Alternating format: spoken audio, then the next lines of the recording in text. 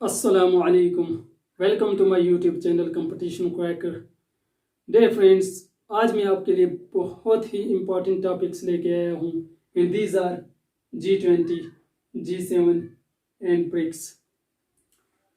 Day friends, watch the video till end, क्योंकि आज का सेशन बहुत ही इंटरेस्टिंग होने वाला है एंड आई एम श्योर कि आपको बहुत ही मज़ा आने वाला है। And if you haven't watch my earlier video, so पहले आप उनको देख लीजिए and don't forget to subscribe my channel. So let get started. G20. G20 is an informal grouping of 19 countries and European Union.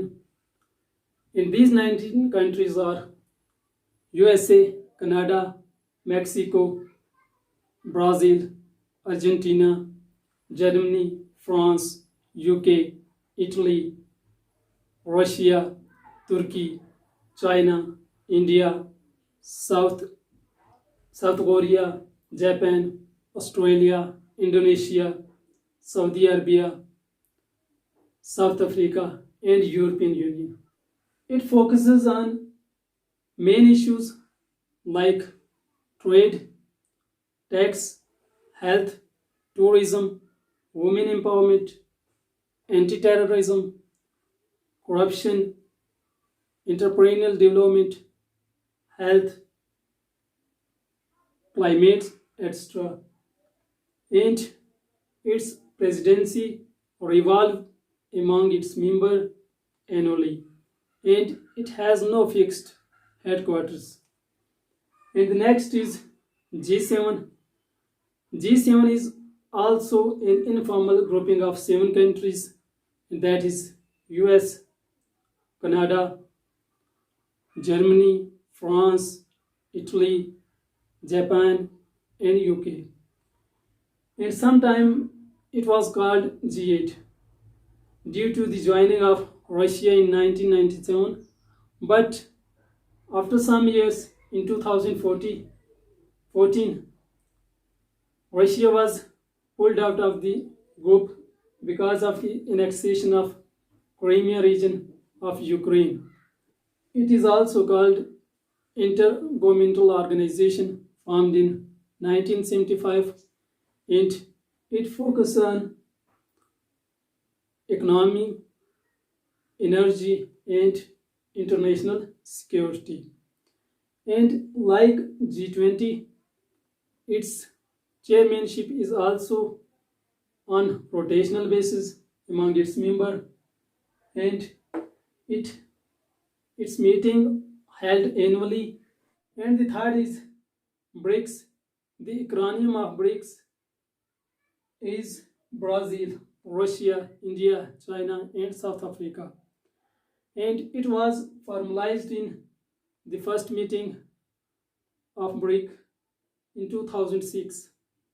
And in 2010, South Africa was also invited, and after that it is called BRICS.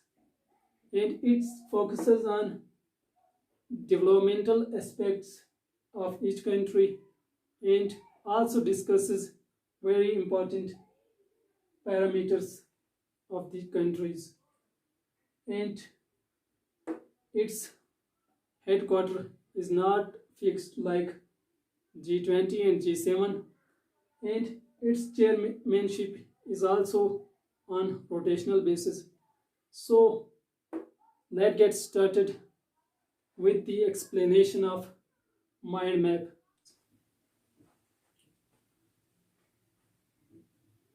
यहाँ पर मैंने इन तीनों topics को मिला के एक ही जगह इनको कलेक्ट किया ताकि आपको एक ही क्लिक पे पूरी इंफॉर्मेशन मिल जाए. So the first topic is G20. G20, as discussed earlier, founded in 1999 after the Asian financial crisis. Informal grouping of 19 countries and European Union with the representation of IMF and World Bank. IMF and world bank इसके members तो नहीं, पर ये represent जरूर करते हैं। इनकी annual meetings में इनकी रिप्रेजेंटेशन भी होती है। It comprises of mix of world's largest economies representing 80% of world population, 85% of world's GDP, and 80% of world investment, and 75% of world trade. So ये जो ब्लॉक है G20, इसके अंदर 80% पॉपुलेशन आ जाती है पूरे वर्ल्ड्स की, और 80% 85% GDP है, 80% ग्लोबल इन्वेस्टमेंट और 75% ट्रेड होती है इस G20 ब्लॉक में। और ये जो है G20 ग्रुप ये फोकस करता है ग्लोबल इकोनॉमी पे, और इसको कहा जाता है summit on financial markets and the world economy. ये पॉइंट वेरी इंपॉर्टेंट है। ये अब हम आते हैं G7 पे। G7 is an intergovernmental organization formed in 1975, और ये भी जो है इनफॉर्मल ब्लॉक है। जो भी इंडस्ट्रियलाइज्ड कंट्रीज हैं, डेमोक्रेसीज हैं, जैसे फ्रांस हो गई, जर्मनी होगी, इटली होगी, Japan, Canada, US and UK, ये हर साल मीटिंग करते हैं इम्पॉर्टेंट इश्यूज पे, जैसे इकोनॉमिक गवर्नेंस होगी, इंटरनेशनल सिक्योरिटी होगी और एनर्जी पॉलिसी होगी। अब यहाँ पे ज़्यादा जो स्ट्रेस है वो एनर्जी पे है, क्योंकि इसकी जो बुनियाद पड़ी, जो इसकी प्राइमरी जो इसके आने का जरिया बनी, वो जो है एनर्जी क्राइसिस। जब एनर्जी क्राइसिस कब आया, वो 1973 में आया। जैसे इसकी financial crisis, Asian financial crisis G20 की बुनियाद पड़ी, और G7 की बुनियाद एनर्जी क्राइसिस पड़ी। इसका जो ग्राउंड वर्क है, जो इसकी मीटिंग, एनुअल मीटिंग्स को डिस्कस करता है, फॉलो अप करता है, उसको क्या कहते हैं? शेरपाज। शेरपाज रिप्रेजेंटेटिव्स होते हैं जो इन मेंबर्स कंट्रीज की तरफ से, उनको एम्बेसडर भी कहा जाता है। ये स्टाफ होता है इसका, डिप्लोमेटिक स्टाफ, और इनको एम्बेसडर्स भी कहा जाता है। ये शेरपाज होते हैं। G7 was known as G8 for several years. इसको G8 भी कहा जाता था। जब 1997 में रशिया ने इसको ज्वाइन किया तो ये G8 हो गई। फिर 2014 में जब रशिया ने क्रीमिया का एनेक्सेशन किया, क्रीमिया पर कब्जा किया, तो इसको इस ग्रुप से बाहर निकाल दिया गया, और तब से ये G7 कहलाता है। अब आगे ब्रिक्स। ब्रिक्स का क्या एक्रोनिम है? Brazil, Russia, India, China and south Africa. ये भी एक ग्रुपिंग है वर्ल्ड लीडिंग इकोनॉमीज की, जैसे ब्राजील है, रशिया है, चाइना है एंड साउथ अफ्रीका है। और 2001 में ये टर्म जो है ब्रिक, ये दी थी ब्रिटिश इकोनॉमिस्ट जिम ओनेल ने। उसके बाद ये फॉर्मलाइज्ड हुई first meeting of brick foreign ministers in 2006 में। 2006 में जो मीटिंग हुई फॉरेन मिनिस्टर्स की ब्रिक्स के अंदर, तो उसमें ये फॉर्मलाइज की गई। साउथ अफ्रीका को भी इनवाइट किया गया 2010 में, दिसंबर 2010 में इसको भी इनवाइट किया गया, और तब से ये बन गया ब्रिक्स। पहले थी ब्रिक। और इंडिया जो है, इंडिया ने इसकी प्रेसिडेंसी कब एज्यूम्ड की? 2021 में। अब कुछ चीज़ें मैंने यहाँ पे रखी हैं, कुछ पॉइंट्स जो हैं वो बहुत इंपॉर्टेंट है, जो इन तीनों के लिए कॉमन है। सबसे पहले, प्रेसिडेंसी या chairman revolves annually among member Nations. इसकी जो प्रेसिडेंसी है या चेयरमैनशिप है, ये हर साल रिवॉल्व करती है अमंग मेंबर नेशंस, और इसका जो हेडक्वार्टर्स है ये फिक्स नहीं है। ये तीनों के जो है बिल्कुल कॉमन पॉइंट्स हैं। यहां पर मैंने ये जो G20 है इसके मेंबर्स नहीं दिए, जबकि मेंबर्स बहुत इंपॉर्टेंट है। पिछले साल का यूपीएससी का पेपर तो मैंने नहीं देखा, बट 2019 का पेपर मैंने देखा, उसमें G20 के मेंबर्स पूछे हुए थे और हर पॉइंट्स जो इंपॉर्टेंट था वो मैंने यहाँ पर दिया। अब मैं इन मेंबर्स को वर्ल्ड मैप के जरिए आपको समझाऊंगा और मुझे उम्मीद है कि आप मेरे इस इनिशिएटिव को अप्रिशिएट करोगे। So let's get started with the explanation of world map.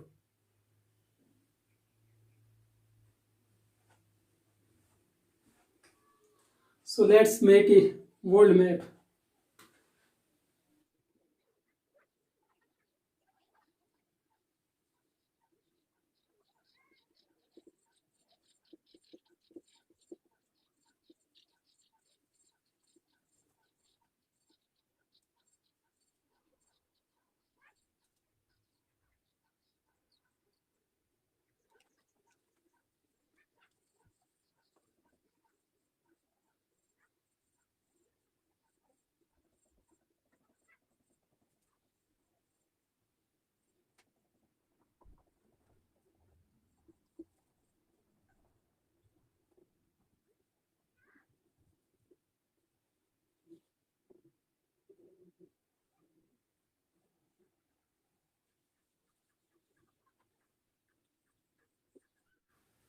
So पहले हम कंट्रीज की बाउंड्री देखें। यहाँ पर आ गया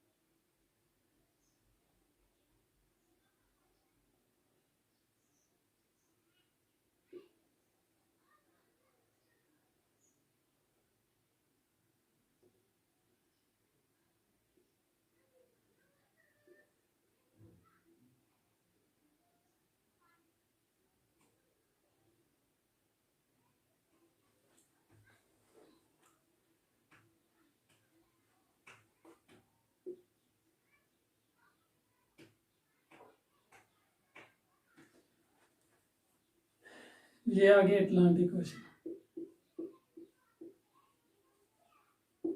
अटलांटिक ओशन, ये आ गया पैसिफिक ओशन,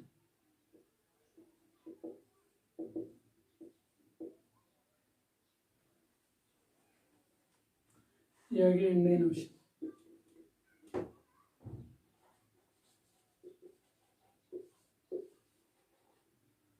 ये भी आ गया Pacific ocean.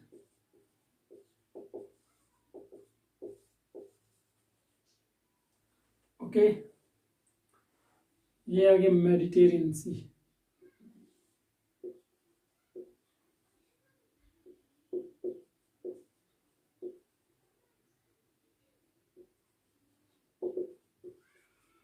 C okay, our countries USA,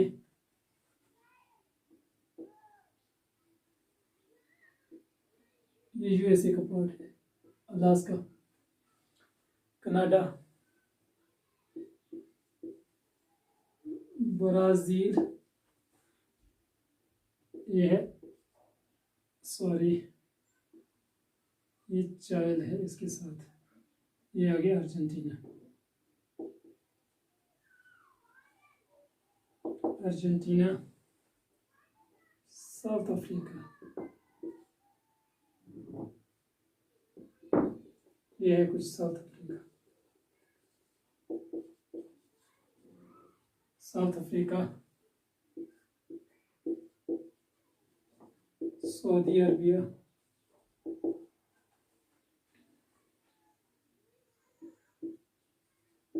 India,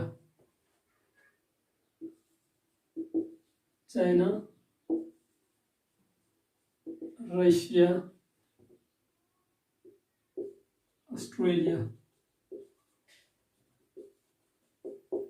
यहाँ पे है न्यूजीलैंड, इसको छोड़ो, ये आ गया जापान, ये आ गया साउथ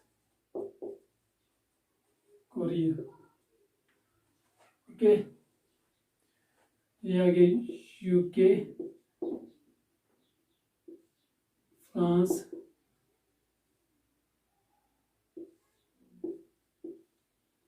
जर्मनी, इटली,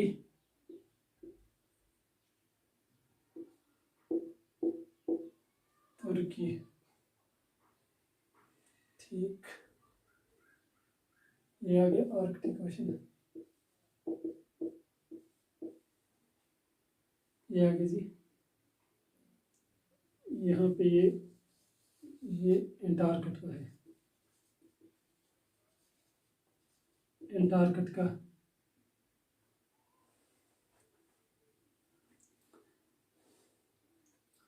अब हम G20 को रिप्रेजेंट करेंगे स्टार के साथ,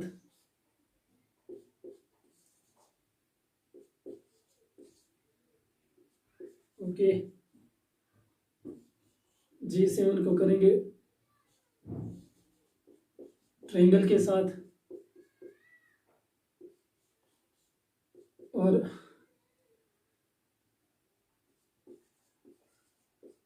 ब्रिक्स को करेंगे स्क्वायर के साथ। अब पहला है हमारा G20, यूएसए भी है G20 का, कनाडा भी है, ब्राज़ील भी है, अर्जेंटीना भी है, सॉरी मैक्सिको भी है, ठीक, एंड नाउ जर्मनी भी है, फ्रांस भी है और यूके भी है, ओके, इटली भी है, ये वाला तुर्की भी है, सऊदी अरबिया भी है, रशिया भी है, चाइना भी है, जापान भी है, यहाँ पे आ गया इंडोनेशिया, यहाँ पे है फिलीपाइंस, ये ऊपर मलेशिया है, इंडोनेशिया भी है, ऑस्ट्रेलिया भी है, इंडिया भी है, साउथ अफ्रीका भी है, एंड देन ये ऑलमोस्ट बाउंड्री है, ये बाउंड्री है एशियन कंटिनेंट की, ये वाली लगभग, और यहाँ पे ब्लैक सी, यहाँ पे और कैस्पियन सी है, तो हमने बाउंड्री खींच ली, ये है यूरोपियन यूनियन, यहाँ पे 28 मेंबर्स हैं इसके, और ये यूरोपियन यूनियन भी है। ठीक, 1 2 3 4 5 6 7 8 9 10 11 12 13 14 15 16 17 18 19 कौन सा बच गया? साउथ अफ्रीका भी हो गया, ये इटली भी हो गया, रशिया भी हो गया, जापान भी हो गया, साउथ कोरिया बच गया, ये साउथ कोरिया भी है। उसके बाद G7 है। G7 में USA है, कनाडा है, सॉरी हमें ट्रायंगल लेनी है। USA है, कनाडा है, जर्मनी है, फ्रांस भी है, इटली भी है, UK भी है, जापान भी है। उसके बाद आ गया ब्रिक्स। ब्रिक्स में आ गया ब्राज़ील, सॉरी इसको हम रिप्रेजेंट करेंगे स्क्वायर के साथ। ब्रिक्स ब्राज़ील है, रशिया है, इंडिया है, चाइना है, और यह है साउथ अफ्रीका। ओके, सो ये था वर्ल्ड मैप। सो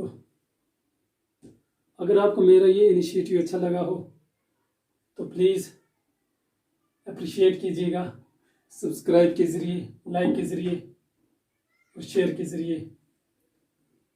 ऐसे ही कई वीडियो मैं आपके लिए लाता रहूँगा। So thanks for watching.